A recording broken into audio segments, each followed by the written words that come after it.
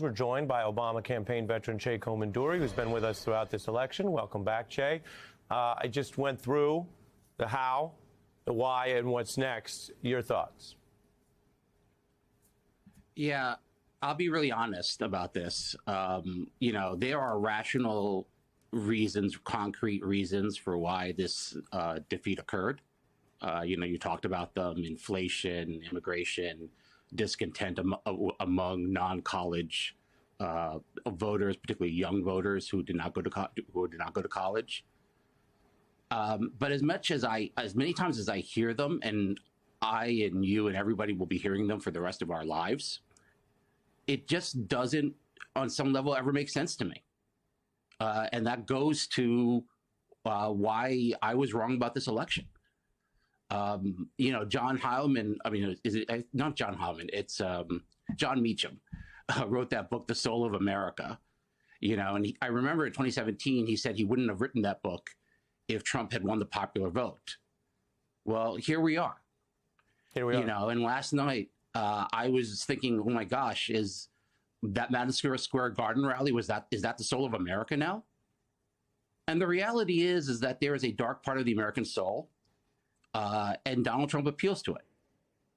And I think we make the mistake of thinking that the soul of America, as Joe Biden talks about, as John Meacham talks about, is this unitary one thing that is light and believes in equality and freedom and all these great virtues. But it also includes another part of our history, which I think African Americans and Native Americans are all too well acquainted with, a dark part, and Donald Trump speaks to that dark part. But there is a fight for that soul. It's not a situation where we just appeal to it and the votes come our way. We have to fight for it. And I think that that's really the task ahead of us, to be honest. I appreciate your candor.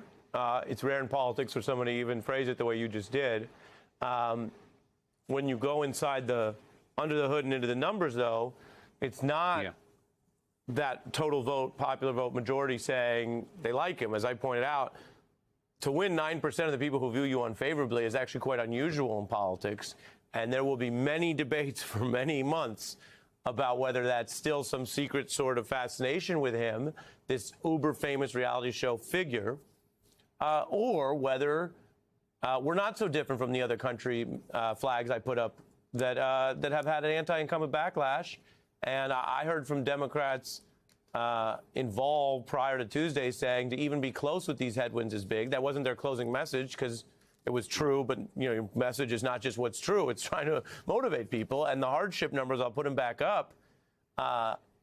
75% of the country felt severe or moderate hardship from these high prices of inflation in the last year, Chai. Yeah, I know. And, we basically elected an authoritarian. I think somebody said that we elected authoritarian, and inflation's 2%, and that just shows you a failure of communication, a failure to connect with voters.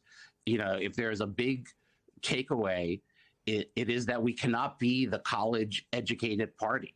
That is what we are. And, Harris did increase among college-educated women. And it's great that we have college graduates and that educational attainment's a great thing, and it's great that we encourage it. But the reality is that we are not connecting with non-college voters. And now, do you think, let me jump in, because do you think, because you're speaking to this and you spoke to racism and civil rights, do you think a party that used to talk about welcoming people into a long-term civil rights process has become a party that, fairly or not, is heard as scolding and judging a ton of people?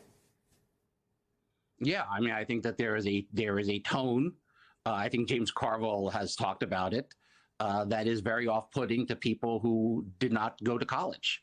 I talked about the soul having parts. Plato actually said that the soul has three parts. It has a rational part, it has an emotional part, and it has kind of an appetitive, destructive part. And we know what Donald Trump appeals to. Deep. And we appeal to the rational part, but we have to appeal more to the emotional part.